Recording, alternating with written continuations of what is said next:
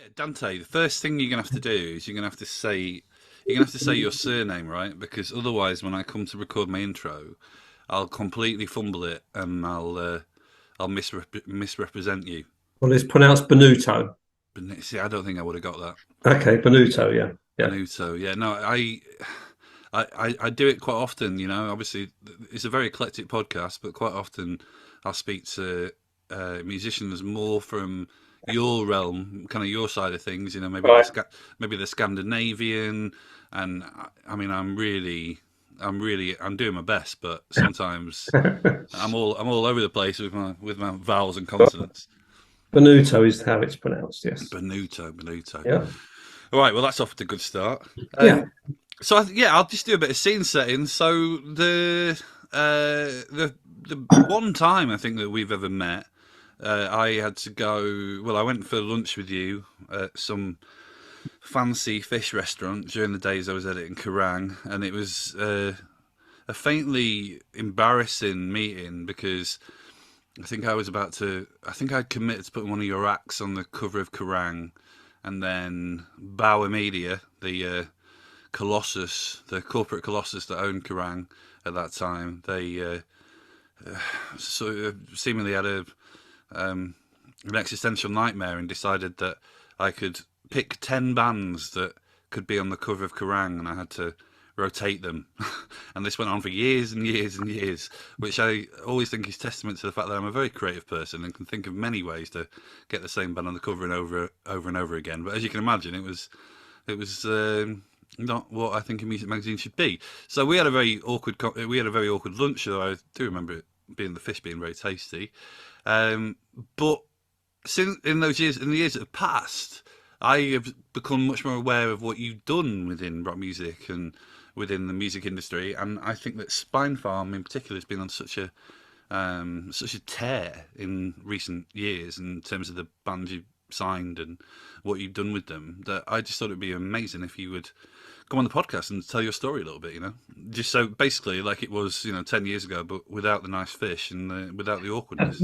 Well, obviously, I was. It's always great to meet people like yourself because my background is in journalism. Anyway, I started on music magazines. I guess it would be sort of around the sort of late '70s time, and was fortunate enough, to be involved with Kerrang pretty much from the beginning. I think I joined on issue 9, so when it just was going from being a monthly to a fortnightly. So I'm always very keen to meet fellow journalists, and actually in the work that I've done since within the record company domain, I still write press releases and biogs, and I still feel like I still love to write. I think it's if you've got that bug, you clearly have as well. I think it's always within you to want to express yourself about how you feel about an artist and try and share that with other people who might also be of a like mind. So I hope I keep my journalism chops active.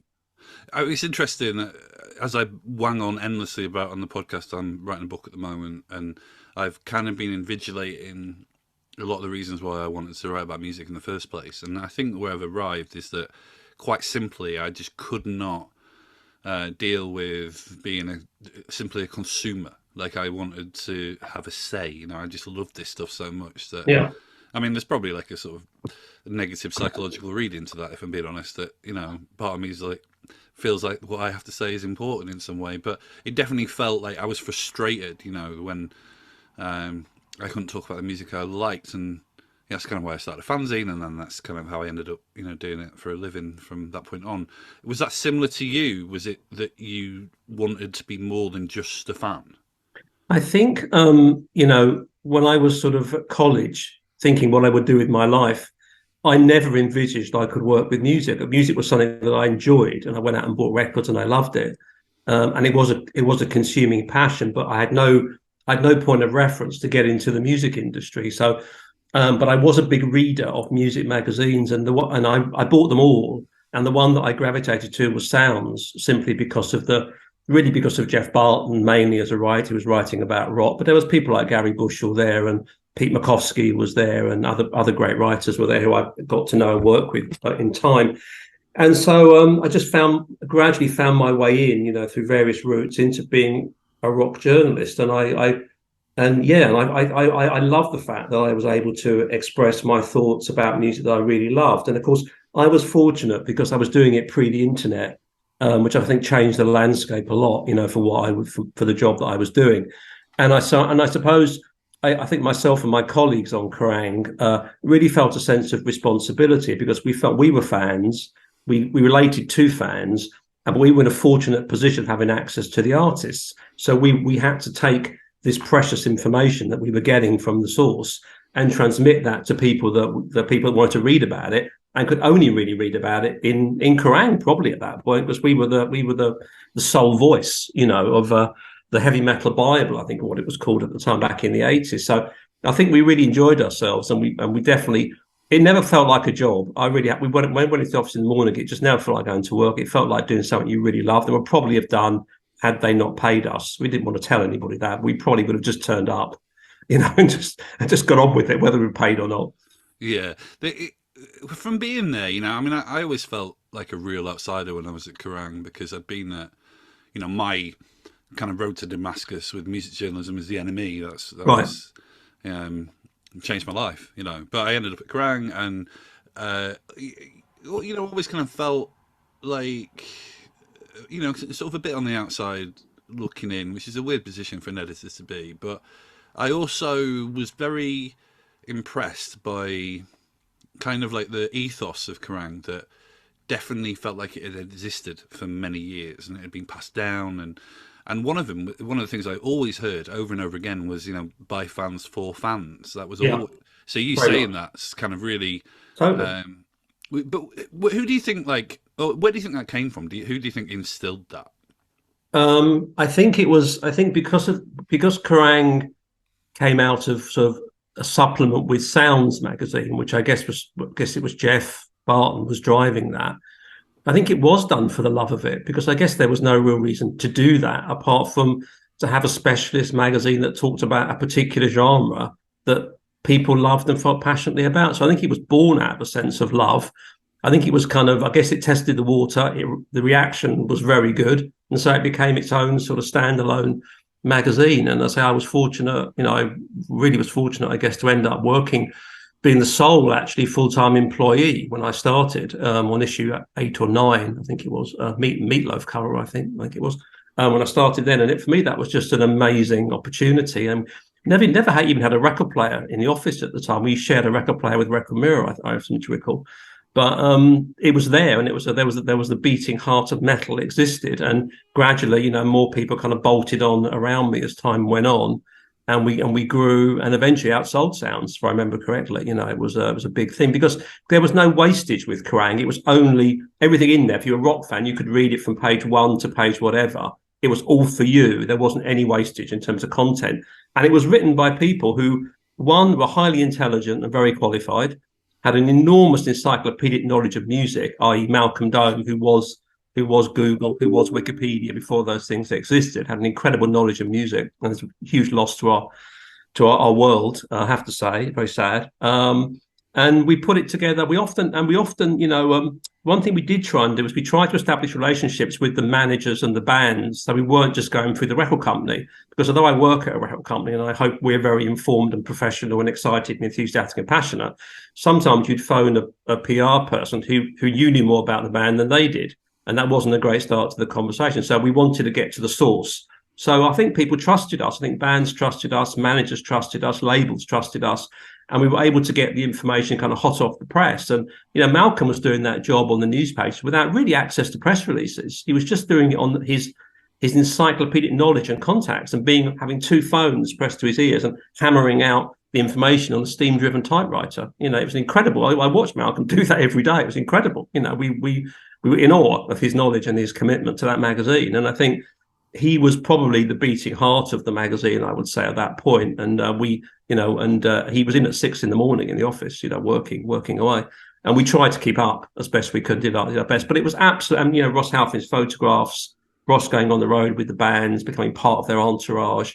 I think it was almost creating a new form of journalism whereby you were just kind of going there, being part of it. If you had to drink, you had to drink. You had to go for it. Big sacrifice, but there you go. You became part of those bands' worlds, and you got the story. And I think the one thing that we always did on Kerrang, which I loved and still do love, we wrote it from the first person. Like if Mick Wall was in Rio, which he very often was, by a swimming pool, he would write that. We felt that was right because he was representing all of us who'd love to have been there at Rock in Rio, but couldn't obviously all go. He was telling the story. If you got a trip, and often we did get trips to America where obviously things were going on, you should write about, your experience being on the road with Aerosmith or who. I mean, it's just you want to go behind the scenes, you want to chip away the surface and get into the real nitty gritty of it. I think we were telling those amazing stories that rock fans love in a time when there was still a great element of glamour and outrageous behaviour attached to our industry, which I think is less so probably now than it was back in the 80s. Yeah, definitely. Do you feel like, I mean, as a bit of a student of Kerrang, of looking at its history, it feels like, I mean, it was always, being in the office, it was always just such a delight to be so close to those issues from the 80s. And I guess that like the narrative within Kerrang was always that Kerrang sort of loses its way in the early 90s, and there's kind of like grunge has to be absorbed into Kerrang because Kerrang has to think about rock music in a different way. Is that what it was like, or is that just kind of the myth that's been built up over the years? Well, by the early 90s, I'd entered the music industry at East West Records. So I left Kerrang in the late 80s. I became the editor of Metal Hammer magazine, which was a different entity to what it is now. Then I started my own magazine, Raw. But when I was on Kerrang, was through I guess all throughout the 80s. I think the one thing two things I would say is, I'm not sure anybody on the magazine ever knew the circulation. It wasn't like it was like we always. I think people just bought it every 2 weeks. Yeah. And also we could experiment with front covers. You referred to front covers earlier. We never had an issue with putting a new act on the cover, and sometimes that meant you got it slightly wrong. But a lot of the time, like with Guns N' Roses or Wasp, we got it absolutely right, and we were just ahead of the game, ahead of the cusp, And you could, and that those front covers, particularly that Wasp front cover, which was probably around '84, where Blackie Lawless is holding a skull covered in blood on the cover, is a fantastic image representing what that band really stood for, the outrage of that band, and it pretty much, I think, it was banned by Smiths, but it pretty much broke the band, I would say, in the UK. It was an incredible thing, and I think that was the power of the magazine, and we could do that. We could take chances and risks, and we weren't monitored too closely. Sometimes we were hauled over the coals for going too far, but generally speaking, we were able to do what we wanted to do, and take those. We even put Prince on the front cover. We took that much of a chance. But that was when he just made Purple Rain and could have become Jimi Hendrix. He went a different path, but at that point, who knew? So we were passionate. We loved that record. We loved Prince. So we took some chances, and I think that was the strength of the magazine, was it wasn't beholding just to, we've got to put the same act on the front cover every 2 weeks because that's what the readers want to read about. We wanted to put new bands on and help those new bands develop and break, and every new band on the cover of Kerrang, those covers were never bought. They were all completely editorial decisions made because we loved the band, we believed in it, we felt that band was worthwhile the readers knowing about, and we wanted to champion our love for something new and exciting. But going back to what I was asking, did the magazine? I guess you were saying that you'd left and you'd started Raw, but I guess that did you, when you'd gone over to Raw? I mean, even Raw kind of ended up absorbing that different kind of music and almost asking almost existential questions of itself about what rock music was. Yeah. When we had a brief relationship with Metal Hammer that was unhappy, I say not to do with Metal Hammer today, completely different setup. So we were obliged to decide, would we rather have this job or would we all rather be unemployed? And we decided we'd much rather be unemployed. So we all became unemployed. And we felt the only thing we could all do as a team was actually start a new magazine, because that was our skill and our background. So happily, through various contacts and various circuitous routes and a lot of blood, sweat and tears, we managed to put together a new magazine, which was successful, and we eventually sold that magazine and we became part of a bigger entity. And Raw, I felt, actually took the concept of a Kerrang! A stage further, because we tried to go even further into what the artists were about. We obviously covered the music and the records, and we asked those questions. But actually, the interesting questions were more about personal things, and we tried to put some flesh on the bones of the artists and ask some questions they may not have been asked before, a more personal approach, I suppose. And we tried to invent new sections that we thought were going to be exciting, and so we just made it. But it was we hoped it was we all loved Kerrang. We hoped it was a bigger, bolder, better version that we liked, and perhaps slightly cleaner looking version, a bit more contemporary looking as well. And that was successful, but at some point within the first couple of years of that, I decided that I'd done pretty much what I needed to do in journalism, having edited magazines, started magazines, emptied the bins on magazines. I've done pretty much every function you could do. I wanted to enter the music industry, and I got a chance to do that through East West Records, where I just joined basically to work on with the rock acts and found my way in there, and then eventually, I migrated into Universal, where I sit today. But journalism was certainly my route, and I was able to exercise my passion for music was through writing and championing artists, Yeah, I mean, you say that you felt like you'd done almost that journalism had given you everything that you wanted, and that it was time to do something new. I mean, what was that thought process like? I've had similar, kind of internal dialogues with myself before, where I've thought, oh well, there's no one left to speak to. I've done this, and for me, I just still buzz so much off losing myself in words, really, or increasingly speech. And I just it's like The Godfather 3. It's like I feel I'm out and then I get pulled back in again. With you, what was the thought process with you? Like, had you always been a frustrated record label guy? I think when you listen, when you're a consumer of music, and I love that idea, because when I first started buying records, you didn't hear the record you bought. These days, people rarely buy records they haven't heard. So when you took it home and put the vinyl on, you were hearing that album for the first time. So you were instantly making judgment calls about the record. And sometimes you'd be thinking, well, actually, that could be, not sure about that. It could be better, or, so you already as a fan thinking those kind of things. And when I became a writer, one of the things I found I loved was going into the studio with the bands, because often with interviews, you'd be invited to the studio to talk to the band in the studio. They were making a record. They were there. You went there. You spoke to them. And I remember going into the studios with people like Iron Maiden and Kiss, and I loved the environment of seeing that enormous desk, probably a vintage Neve or SSL, all the knobs, all the lights. It was like guiding an aircraft down, and these people pushing these, this is pre-Pro Tools, it wasn't all computerized, pushing faders up and down, and you think, my God, this is how the music I love is. This is how the sonics are being crafted and created. And I remember one experience. I went out to Musicland Studios in Germany to interview Billy Squier. And he was recording with, I think, that producer Mac, who Queen had used quite a bit.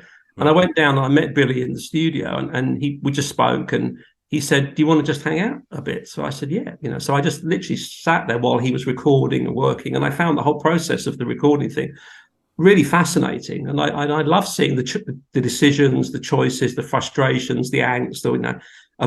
This was the sharp end of making records. And of course, in those days, if you made a mistake on a record, you couldn't instantly fix it. It took money and time to go back and do something again. So there was an adrenaline rush and a kind of a pressure about putting this stuff down and making those choices. You couldn't go back and just fix like you can now. So I really found that a thrill, and I didn't mind staying up through the wee hours, to see all this thing happening.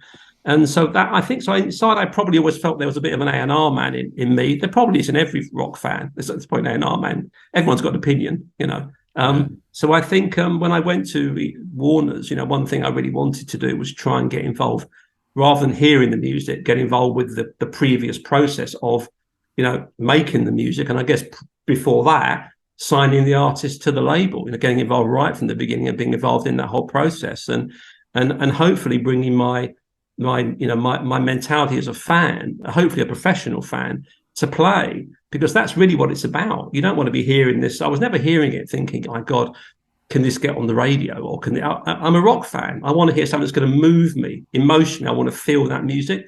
If you start with that, you normally have got something that could get on the radio or be successful. But if you don't start with that, you're entering from the wrong point. it's something that's great is always commercial, whether it's 1.5 minutes or 10.5 minutes. If it's great, look at Bohemian Rhapsody. I mean, it's just great. So the length of it is irrelevant. It's always commercial. You know, we have an artist on the label called Sleep Token on Spinefarm who, you know, the first single off the new album that comes out later this year was over 6 minutes. And it's huge. It's undeniable. It's caused a huge stir. The length is irrelevant. It needed to be that length to make that impact. So I just think it's like I want to go for. I like to work with artists who have their own unique vision, you know, and obviously work ethic is important too, but the vision is vital. You can't give people the vision; they must have it. You can spotlight it, promote it, endorse it, but they have to have that within them, a natural thing. And then you want to help them become successful by putting them on the biggest platform that you can and waving the biggest flag about them you can and making them successful on their own terms, because that's what really counts, is doing something that's unique and true to the artist. And then I think fans can feel the organic nature of that. They can bond to that. They can support that. And that can become their favorite band. I'm not, happily, I work with rock, so I'm not in the business of contriving anything. This is all organic, natural, from the heart, from the soul, emotion-driven music. It's interesting in that with, you know, Spinefarm obviously being like a subsidiary of a major. I guess that I kind of, you know, when I started out, I was very much of the belief that you made something that you believed in, and it would find its way, or it wouldn't find its way. And I guess that actually kind of almost being absorbed by like the kind of corporate publishing industries, I think that tested that a little bit, and maybe I sort of lost a little bit of my intuition as a music fan. And I feel like actually in recent years I've kind of reconnected very much with you know, almost like if you build it they will come, you know, like or they won't, but like just make something good and people will likely connect with it. Have you ever kind of found that compromise by being part of a bigger major label structure? I mean, I don't think that aspect of it. No, I haven't. I think you bring that to the party when you come into a project, and I think, you know, you've got to talk to the bands essentially creatively. I think that's got to be the point of discussion. There's a lot of stuff goes on behind the scenes that can be to do with logistics and finance and whatever, but I think ultimately, you know, the thing that I want to do, and I'm aware of all of that. Of course, you can't not be. We're in that kind of, it's a music business, but you know, I think in order to make that business work best, you've got to feed the machine with stuff that's great. And there's no room for stuff that is pretty good.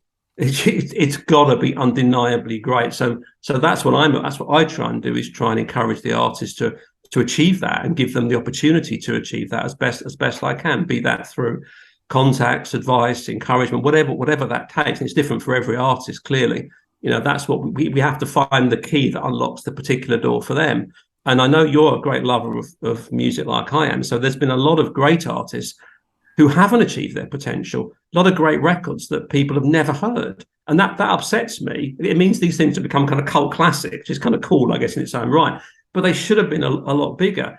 And something about that, for whatever reason, be it timing or circumstance or situation or change of plan or change of manager or change of label, something interrupted that creative process at the time that stopped that thing happening. And I don't want that to happen to people that I love and care for, and the music I really love, because I know we've spoken about Warren Zevon before. Who I think is arguably the greatest underrated artist there is. I think his music is all great.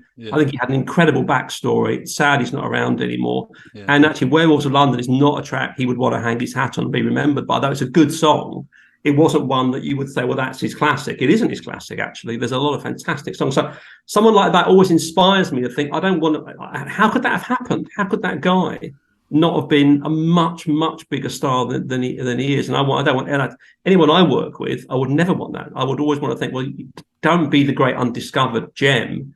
Be this gem that sparkles brightly in a broader arena, so everyone can enjoy it and appreciate it, and not in 20 years' time, someone like you or me rediscovers it and thinks, "My God, what happened to that? This is amazing!" You know.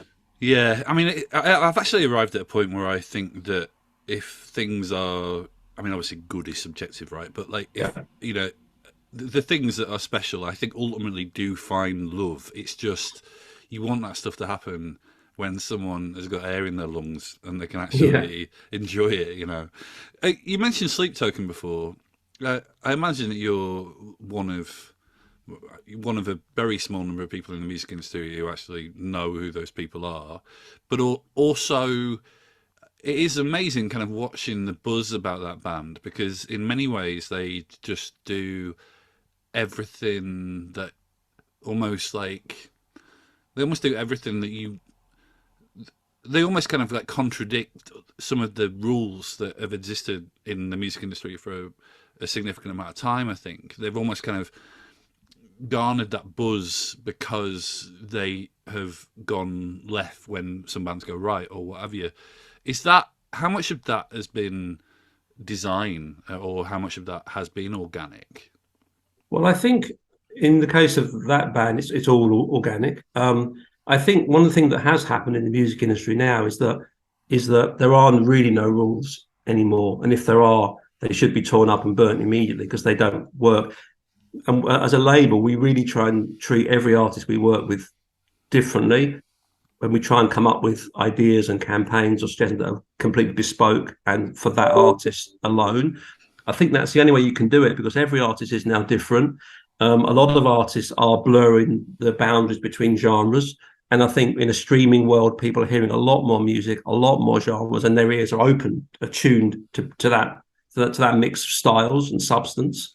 So I think that's an interesting development, and I think bands are less tied perhaps now to being this one thing or that thing, and you can afford to be fully creative. But it really depends on the act. I mean, one of the bands that we work with, I think sort of echoes with what you say completely for me is Rammstein, who Yeah. I've worked with now for 23 years. And it's been an absolute thrill and pleasure. And obviously, they got a lot bigger in those 20. They weren't small at the time when I started working with them, but they've got a lot bigger now. And I think they're always a band who, I think what you've just said, I think if the world was going right, Rammstein was going hard left, and they were doing it to the hilt. And I think there almost isn't an example of anyone who's done exactly what they've done. Everything about that band means it probably shouldn't work, and that's the reason why it's worked so amazingly well. Because the thing that what I've with them, I think, and it's something that I kind of carry with me a lot, and is that there is a really, really strong and powerful vision, and it's the democratic vision with them. It's all the same six people who started the band. It's a democratic vision, but it's not weaker because of that. It's actually very strong, and they never veer from that. And I kind of pretty. When I first started working with them, you'd often ask them certain questions, to which the answer was generally no. And now I don't ask the question because I know the answer. And I think having that nine is actually a powerful thing. Sometimes you've got to be prepared to say no, nine, or whatever your language is. You've got to be prepared to say that, because if it isn't right for you, don't do it. And my advice to any artist: if it's not right for you, you must not compromise what you believe in or your integrity, because fans don't want that. And I think when I first started buying music and putting posters on my wall, you wanted to feel that those four people in that poster, or five people, were a gang who grew up together, love each other, hung out together, got drunk together. Not always the case, but the image of that is very powerful and very attractive. And I think you want to put that persona across of something that isn't manipulated, isn't marketed, is genuinely real. And I gravitate to bands where that is the case, where there is something that's real, there is something beating there that is unique to them, and it just needs a way to get out. And I want to help them get it out if I can, but not in a way that's diluted, in a way that's amplified. I think you find what's special about that band, and you make that the thing that's big about them. And that's what Rammstein did. They took all the unique elements and spotlighted those. How do you find your way to new music now? I mean, obviously um, almost like the how you would characterize this in years past would be, I stood at the back of the Dublin Castle, or what have you. But I'm not sure how prevalent that is anymore. How do you discover new music? I think traditional A&R is dead. Yeah, When I first started working at Warner's, there was a row of us. I wasn't actually one of them, but there was a row of people who sat in an office and listened to demo submissions, often on cassette, I guess, back at the time, and then went out and saw 3 gigs a night at the Dublin Castle, probably included, or the Falcon, or wherever it was, wherever the gig was at the time. and came back and reported to a head of A&R the next day. I saw this band, saw that band, and now it isn't like that anymore. I think I find a lot of things come to us. We can research projects much more quickly. And the one thing I will say is that because I've been doing it now for quite a period of time, I'm sort of connected to a network of contacts, but almost by osmosis.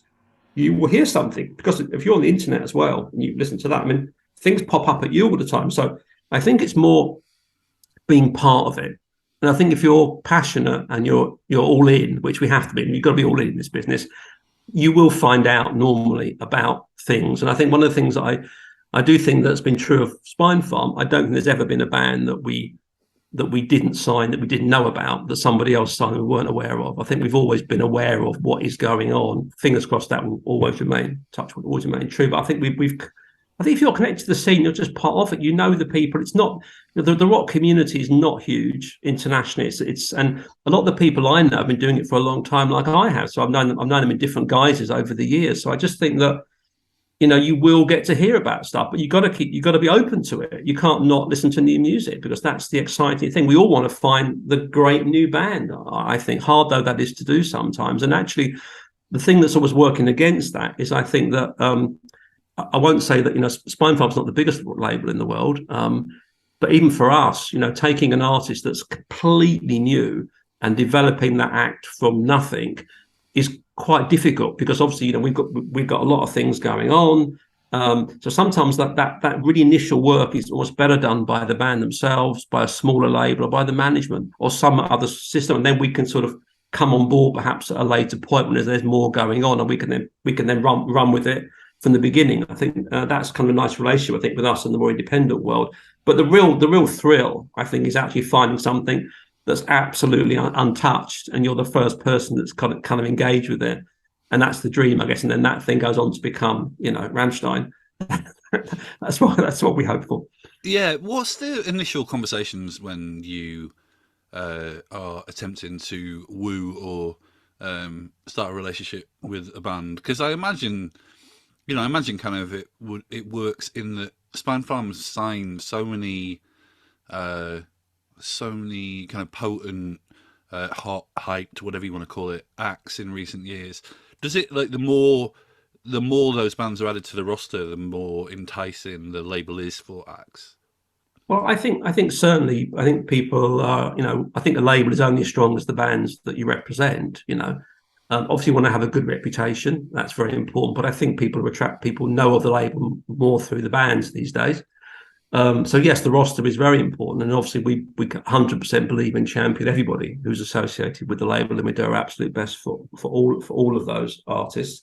I think my point of view when I engage with artists for the first time or speak to them is the fact that although if you go on and work with them, you'll have to commit to a contract because that's how the business operates.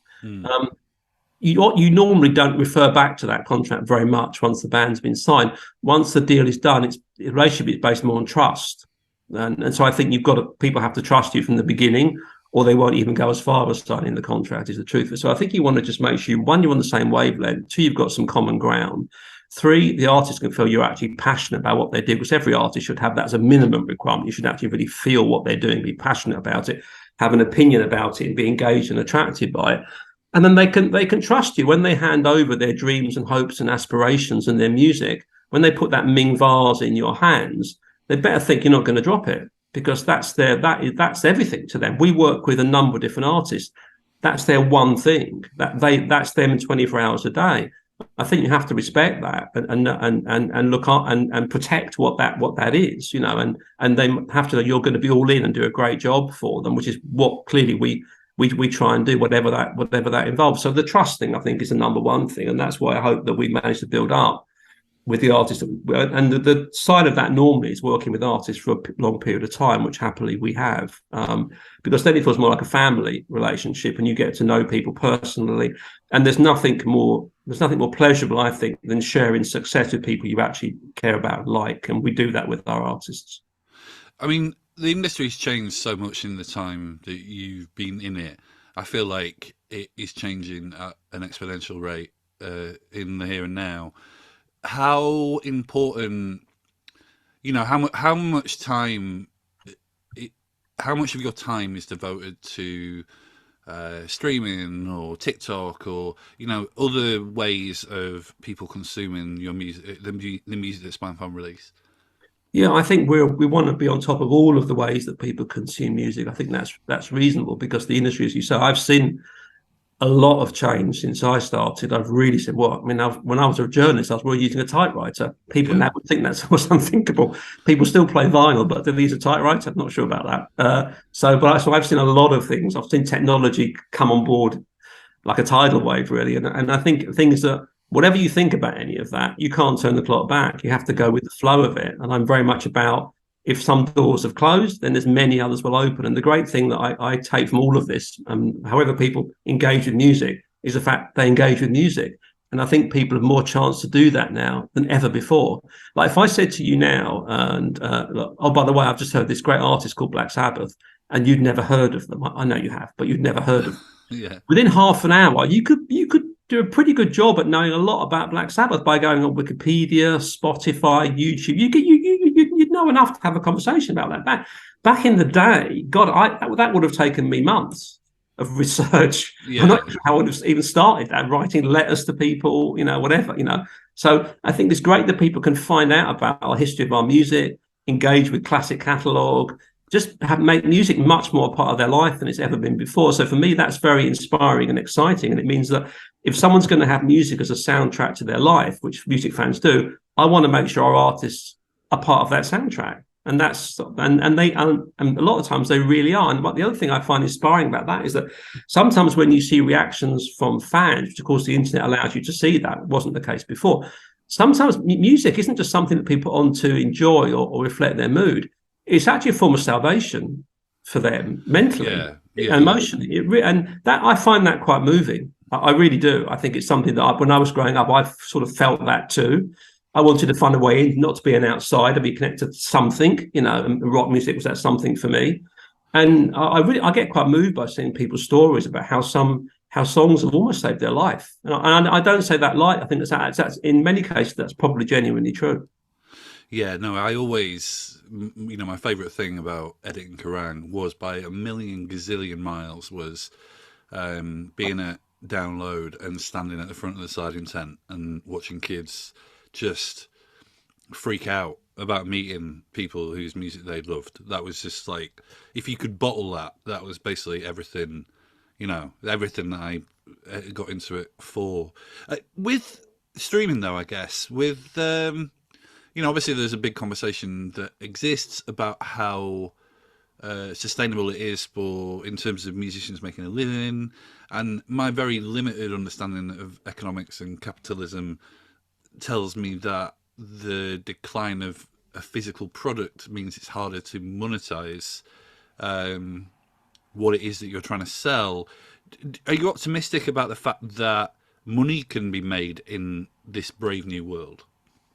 Yeah, no, I think I am. I really am. And I think one of the reasons I'm always optimistic is the loyalty of the fans.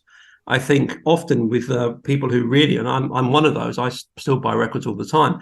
I think it's almost, I mean, you want to keep the price point with anything reasonable, that's important. But actually, fans are more interested in quality sometimes. So if you can give someone a good deal, but actually what they're getting is the quality is amazing. That's where you're winning, I think. And people will always be an audience for that, I think. I mean, obviously, the model since I started has changed and more money is now made on the live side than it ever has, although there's more focus on the live side, on touring, on merch, on those ancillary things that perhaps was the case before. But we're in a world where I think people who are into the music do want to consume a lot more than just the music. I think there's many layers in which people engage with projects, and that's why I think if you've got an artist who's got an incredible, like someone like Ghost, who we're fortunate enough to have been involved with over the years, an artist like that, and watch that grow and see how the connection with the fans is now all consuming. I'm very inspired about the future of music. I think my own personal taste always leads me back to the more theatrical side of music, which I really love that. I really love the thought there's other things going on apart from just music. That's why I'm such a big fan of Kiss, because I always felt that was almost a blueprint for that situation, So no, I'm very, the model will always be changing and adjusting and other things happening.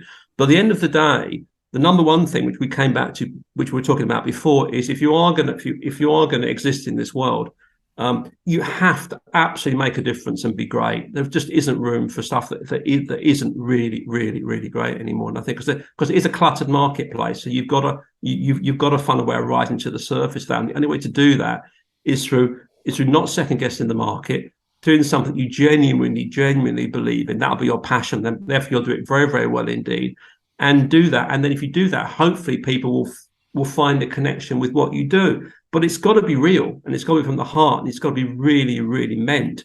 And they're the kind of artists that I want to work with, and I think they're the ones that we can make a real difference with internationally. I think you're doing a really good job with the roster. I think it's become apparent that this isn't just the rock wing of a major label, but this is a label with real identity and ideas and wants to do different things. I think it's really exciting. Tell me, before we wrap up, tell me someone you're excited about that's got a Spinefarm release this year, and then maybe tell me something else within music that you're excited about right now. Well, I mean, I'm always excited about new things within music. I think that what I'm excited about, I think, in music at the minute is kind of almost the unpredictability of it, I suppose. I just like the fact that you can, as I said to you before, things aren't tied down by genre anymore. They aren't specific to that.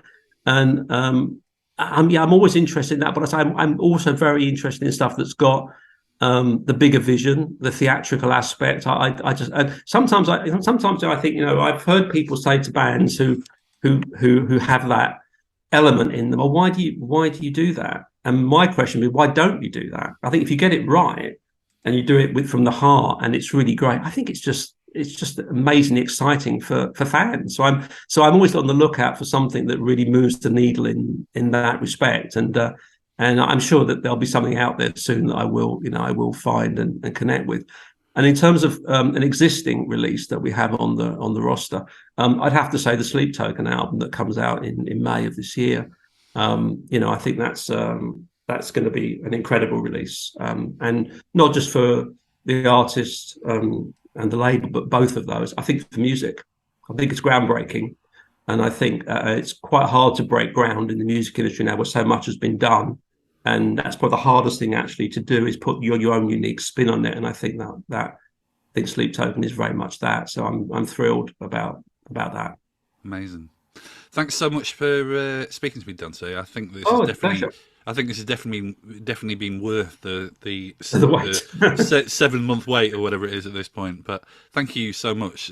I've found this a very inspiring conversation. Oh, me too. Yeah, thank you. And let's keep in touch, and let's talk more Warren Zevon. Absolutely. Even though that we've moved on from our Friday afternoon, should we do it next week? Yeah. Even though we've moved on from that now, I feel like we should still keep it up, and we'll just tell each other what we're listening to. Yeah. Oh, and actually, one thing I mentioned, you mentioned something a new thing I'm excited about, but I didn't mention a band on the roster in that respect. A new thing would be that I work with a band called St. Agnes. We're going to put out a record from them in July. And then the first single comes out actually within about 3 weeks' time, so end of this month, end of March.